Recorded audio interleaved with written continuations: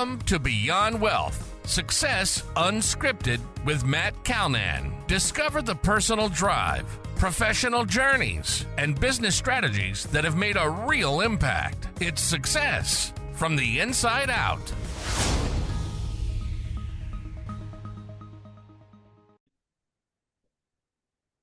Welcome back to the show, everyone. Today we're chatting with Margo Purcell. Margo is the founder and CEO of InceptionU. As a leader, entrepreneur, educator, and community builder, Margo is known for her compassionate approach to leadership. She helps people set aside their egos and embrace continuous learning. Margo works with learners, industry, and government partners to develop accessible programs for tech career transitions. She also coaches leaders and serves on the board of the Learn City Collective, fostering inclusive talent development in Calgary. So first of all, Margo, welcome to the show. And do you want to start off by telling us a little bit more about yourself? Sure. I just do also, I am a co-founder, so I do want to give credit where credit's due to my co-founder, Greg Hart. A little bit about me.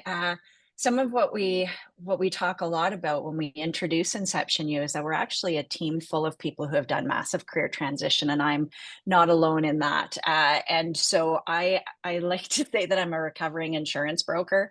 And so when people see what I do now and they're like, how does insurance broker this? And I like to point out, actually, there's a ton that I can tell you of what did fit and why I was there and the reason I transitioned. And I got to where I am by doing some career discovery for myself. I had some life events that made me reevaluate where I was and, more importantly, where I was going. And a lot of them involved loss of some kind. And when you have a loss, in my view, what I did was I thought, I can't change the loss. So one was losing my dad very suddenly. Well, I can't change that. What I can do is take the gifts from the loss. And so that's how I started doing some of this transition. Life kind of it was a forcing function of figuring out where I wanted to go and what was purposeful and meaningful for me. And it was a way of honoring the time that I did have him in my life. And I found that that's a lot of what helped me go into these kinds of transitions. And what I really discovered through that work and looking at career differently was I really love to help people figure out, well, what is my purpose? And where am I supposed to be applying my time and my talents and my gifts in the world? I was just speaking with one of our teammates here this morning, and the time we have on this planet might feel like a long time as a human. If we look at the cosmic timeline, we are a blip of a blip of a blip. Yeah. And so how do we use this time really well? How do we contribute meaningfully to what's happening in the world? And it's through that work. For 16 years, I did consulting in career and leadership development and team effectiveness and communication. And I brought all of that in with my co-founder, and we put together InceptionU, which was really looking at how do we help people equip themselves with what they need to respond to what's happening in front of us right now, what's coming. And ultimately, it's grounded. When people are at their best, it's because they're grounded in purpose. And so we really look at how do we help people become future fit. The world's changing really fast, and it's at exponentially increasing pace of change, which humans are not wired for super well. And yet we can equip ourselves to do really well through that.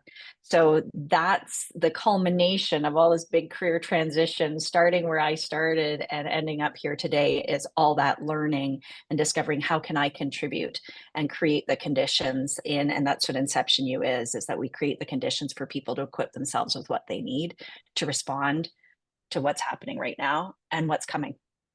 Awesome. Okay. I'm going to get you to dive a little bit further into that because I think you kind of grazed the surface. So what are you really doing with these people to try to draw that out, to try to draw the purpose out? And then what are you doing to help prepare them for those transitions?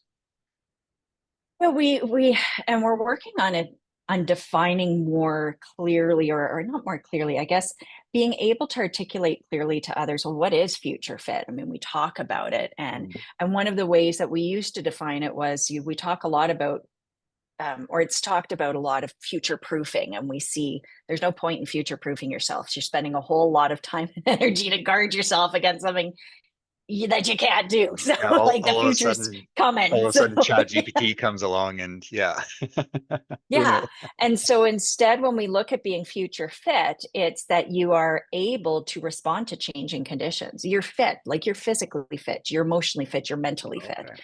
And so how we do that is creating learning experiences, whether that's for individuals who are transitioning towards tech innovation, whether it's working directly with organizations and how does your organization and the people within it become future fit. It's working with them and creating learning experiences that are immediately relevant, immediately applicable, and that they're learning by doing. Hmm. And in doing that, then we work to create these experiences where they're learning these principles of how do we actually figure stuff out. You know, we are built to do that, and we've been conditioned over our lifetimes. I know when I look at my lifetime, that you are told what you need to know. And Yeah. rather, what we work to do is create the conditions for people to go back to where you started, which is a curious little being who figured things out, and refoster that curiosity and have people build back their confidence that they can figure it out. They might not know how long it'll take, they might not know all the steps. And if they know that they're equipped to figure it out, then they can. So when we look at what are those foundations of being future fit, you know, we look at things like being able to, you know, that people are networked, that they're adaptive, that they're intentional, that they're proactive, that they look at things, that they're constantly learning. And we hear a lot about, oh, I'm a lifelong learner. Okay, how? How? And when we've been conditioned that there's someone else who has all the knowledge and I have to wait till I find them and then they give it to me and only then am I lifelong learning. No, we work to actually help you figure out how do you learn? And then how do you find your way forward? And then learn by doing. So when we're working with an organization, and when we're working with individuals, we're having them work on things that are real in their company right now. Like, don't go take a course and then come back and try and figure out, well, how do I Yeah. apply that here? Bring your work into this learning experience, and you're going to equip yourself with critical thinking, understanding complexity, with falling in love with the problem before you ever even consider a solution by doing it with something that needs to get done in your organization anyway. Same with when we're working with individuals, it's project based. And we often hear, I'm not ready, I'm not ready. And we're like, no, I know, start. That's how you're going to figure it. Start. You can't learn it all before you start. It's not how life works. Yeah. And so it's helping and creating the environment for people to do that again. Because if you watch a kid, if you watch babies, well, you didn't read the book on the theory of crawling before the parent let them crawl. They figured it out, right? It's the same kind of thing. So we're rekindling that and then like providing opportunities for people to figure out and the conditions for them to be courageous and skeptical and optimistic at the same time. They sound paradoxical and they all go together and things like that. Okay. I wrote a word down as you were talking there, and so I'm going to ask you about this word that I've now made up for. Well, not made up, it's a real word, but as you were describing that, I was kind of imagining that we've got all of these different tools and lifelong learnings and this and this and this, but what you guys are really focusing on is the intentionality behind utilizing those tools. Yeah. Because if you're not, you can be a lifelong learner, but if you're not doing that with purpose and an intentionality, then what is it doing? Yeah. And often what will happen is if we're not doing it with purpose and intentionality and an understanding of the context we're in, right, then we're actually more often causing more problems. And so that's part of the reason we say fall in love with the problem. Very uncomfortable space for humans.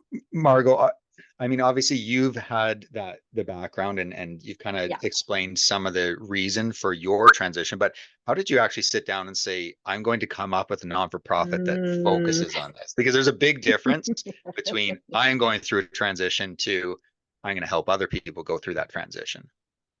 Great question, Matt.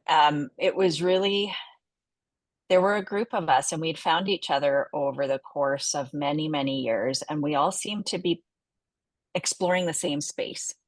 And then my co-founders and I, we sat down, we looked and we said, you know, with all the work that I'd been doing in consulting and going to companies again, team effectiveness, communication, I used to say, I help people get along when they would ask me what I do for a living. It sounds easier said than done. And then my co-founder, Greg Hart, he also did a lot of work with companies on critical thinking and systems thinking and design and so on. And when we looked around, we said there didn't seem to be any organization that was doing that collection of capabilities and skills. Yeah. And when we would talk to people, they'd say, "Oh yeah, very, very needed. Very, oh yes. Oh, we're not going to do it." Yeah. We're like, what? And we had actually packaged it together and taken it to other organizations, said, "Hey, what if we added this to what you're already doing?" And we got a lot of nods and we got a lot of sounds great. Good luck with that. And eventually someone said to Greg, "We know it's needed. We know we're not going to do it. If you want to see it, you have to build it." And that's how InceptionU came about, was seeing that there was this real gap, and we were referring to them at the time as essential skills. And we didn't come up with that word on our own. I'll thank some colleagues who posted that on LinkedIn for giving us that terminology. And we saw that no one was doing that specifically, and especially specifically woven in with specific skills. So yes, we talk a lot about technical skills, and we look at technical, or you might even talk about a domain specific skill.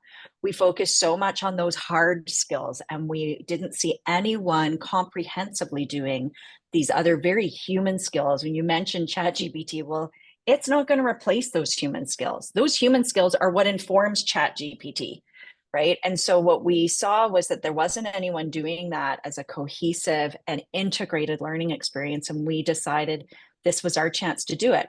Software development was a talent that was needed in the city. We said, well, what if we took these skills and we put it in and we wove it into a single learning experience with software development, so that when you're learning how to do critical thinking, you're learning it through software development. And so, for example, we talk about purpose. That's one of the 8 components of critical thinking, is purpose. Okay, what's the purpose of the technology you're about to build? You really shouldn't be building it if you haven't asked that first, right? Like it's kind of key. Yeah. What concepts are involved that you need to understand to build that software? Right. So you probably, you need to understand the languages and the programming. You may need to understand economics. You may need to understand psychology. There may be all sorts of other concepts you have to understand to actually build that application. And so that's what we did. And that's where we tried and tested out, was through a software development program, full stack development.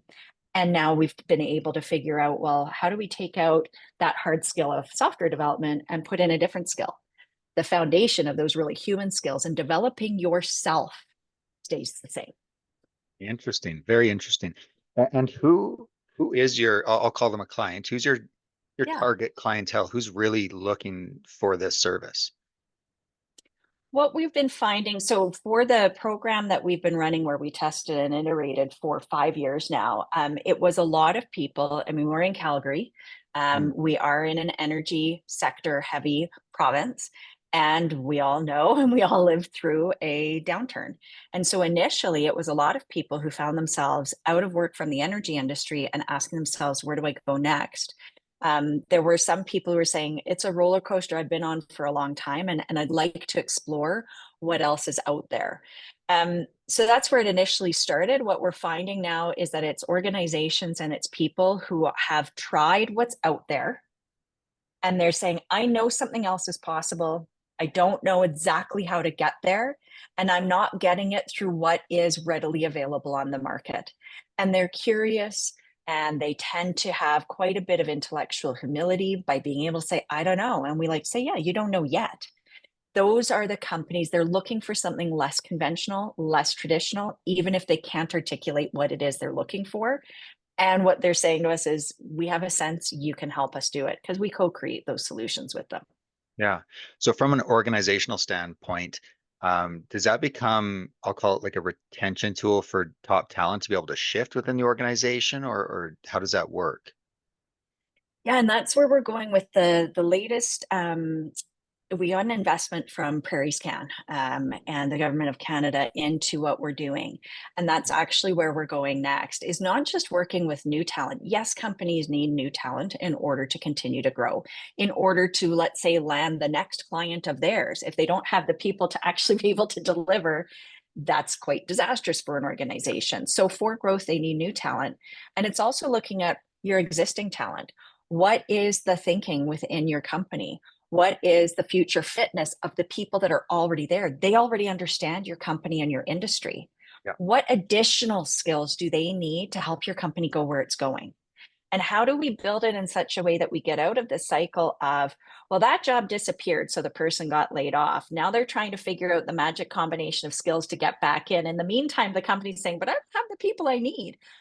Mm-hmm. Can we work together to actually create that transition and additionally skill the people you already have, who are already committed to you and your company and your industry, and equip them with what's needed now and going forward, instead of waiting till the transition has happened and now we're scrambling trying to figure it out. So that's where we're going next, is working with that existing talent as well. Because really what it comes down to is people are paid to make decisions. Your company, if someone else, you have a client, they're paying you to make decisions. So how do you make the best decisions possible? And that's by equipping yourself with better thinking, better interaction, better connection, better relationships. Yeah, very interesting. I mean, from the outside looking in, it kind of seems like a no-brainer that this would be something that companies would want to invest in, because it's when you're going through that transition of people, laying them off and bringing other people in different areas, and that is crazy expensive, like ridiculously expensive It's so compared expensive. to just having the people that are already on that team, are already devoted to your company, and being able to reposition them within there. And how do you help them better understand, even more deeply understand, where you are and where you're going from a company standpoint, from an industry standpoint, and then set them to work with their brilliance. If they're equipped with better thinking, they're going to discover things and suggest things you may never have thought. And really, when we look at it too, if we look at some key things that are needed, we need different and better leadership going forward as well. Because the leadership that got us to where we are, well, we're here. And what we're seeing is that that is not the leadership that other generations are looking for, nor that your industry actually needs. So how do you build better leadership within your companies as well? Which again, ultimately comes to better decision-making and leading people rather than managing people. And when we ask companies, well, how is your leadership? We get blank stares. We held an event recently, and we called it, Are You Ready? So are you ready for what's here? Are you ready for what's coming? And we had 3 topics. So we had AI, cybersecurity, and leadership, and people were allowed to go around. And what was really interesting was some of the fear that sits around the topics of AI and cybersecurity, even for people who are highly technical, because the people that I've interacted with, I don't know a ton about AI. I'm working to understand it too. And even people who are deeply in AI said, oh no, we don't know more than we know. Like, your experts are still saying, oh, I don't fully understand what we're working in either. Okay, so that helps the rest of us who are less technical to go, oh, so I'm not, all is not lost. I'm not so far behind, it's too late. And what really came out as well is in all of those topics was the need for leadership. How do I lead people in an area that I don't know as well? How do I lead people in an area? You were talking about CrowdStrike. Okay, that was a big doozy of an incident. Okay, how do the leaders handle that? And all the leaders and all of the companies that were affected by that are going, now what, right? So it's really that that leadership, and a different kind of leader who can actually bring out the best in their people, bring out the best in their company, and clear the way for them to do amazing work. And if they're equipped with really great thinking and decision making and understanding of interconnectedness and all complexity, they're actually going to be the ones that will, together with you, lead your company where it needs to go. Yeah, no, it makes a lot of sense. What are some of the challenges that you faced in implementing what is a very unique approach to this career and skills development?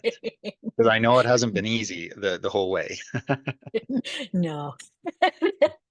The biggest challenge has been the status quo. Has been really, there is an inertia. There is this is fine. This worked for me. Why can't it work for others?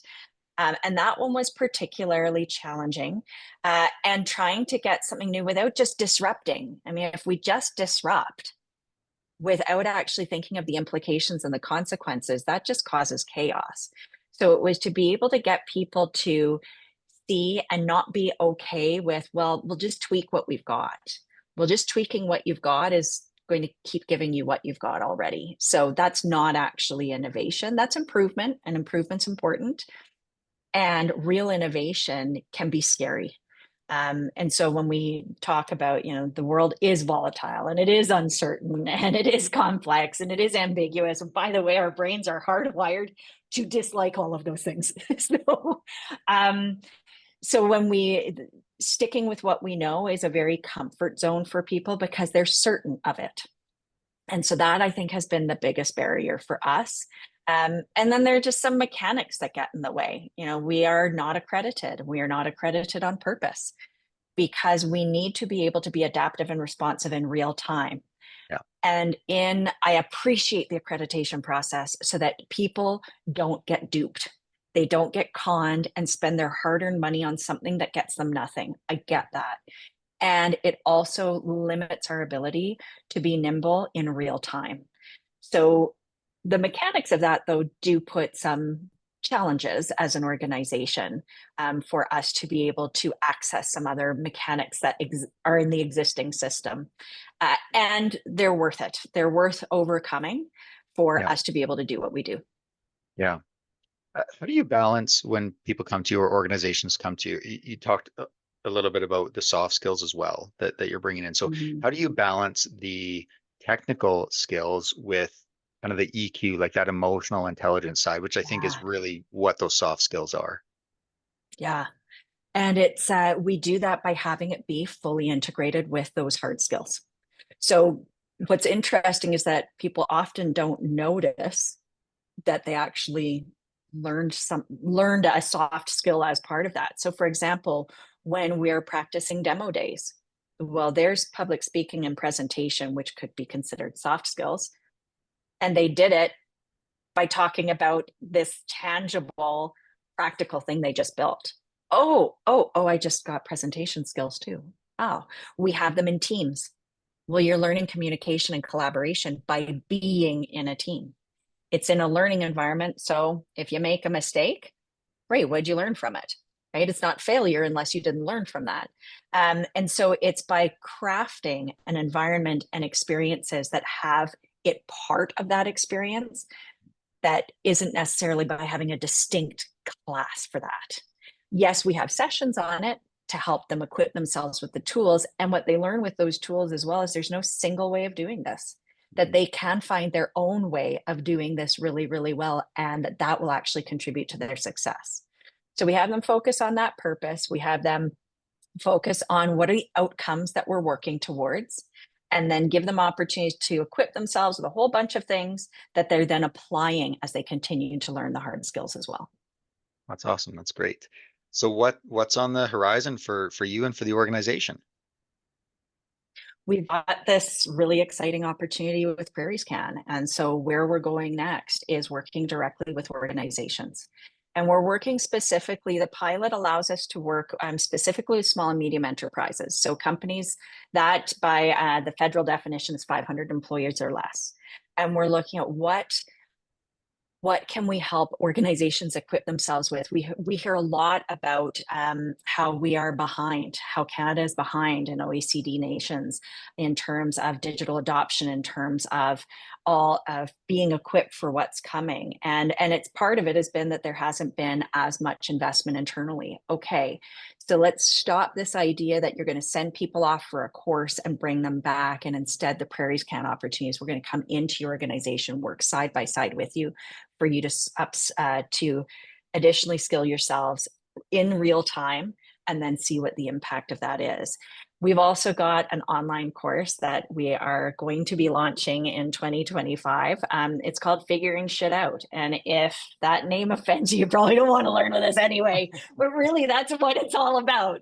And we'll be working with that through the pilot as well of seeing, so what does it look like to do a whole level set of your whole organization at the same time, and then identifying what are those areas within your company that need maybe something more specific.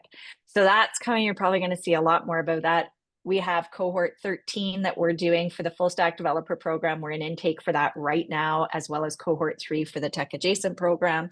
So those, if anyone's interested, they can absolutely still apply. And then we're looking at where else do we go with this? And we're also building a framework that can be taken anywhere, any region, any context, and adapted according to what that region needs. Let's look at the talent you've got. And if that is an industry that's in a sunset phase, well, what's the skills that are already there? And then what do you need to add to actually position your region, your city for a new industry, for something that's emerging, rather than you wait for it to collapse and then we try and rebuild something new. So that's the framework that we're working on as an outcome from this pilot that we can share with other companies and other regions and cities. That's great. Yeah, that's fantastic. If somebody wanted to maybe look into these programs, learn more about what you're doing, connect with you, where would they go for that? They would go to InceptionU.com. They can also find, we're quite active on LinkedIn and on Instagram and X, so they can look there as well. And if anyone has any questions whatsoever, feel free to reach out, info@InceptionU.com, and we will make sure that the best person for your question is the one who reaches out to you. That's awesome. Well, Margo, I certainly appreciate your time today. Really, really cool learning about what you guys are doing. And it sounds like you're doing really great work with employees, organizations, and helping reposition people into a field that is ever changing and I'm sure will be ever changing for a long, long time. Thanks, Matt. Thanks for having us on. It was a really great time. Thanks, Margo. You've been listening to Beyond Wealth, Success Unscripted with Matt Calnan. Want to be our next guest? Visit beyondwealthpodcast.ca/guest. See you on the next episode.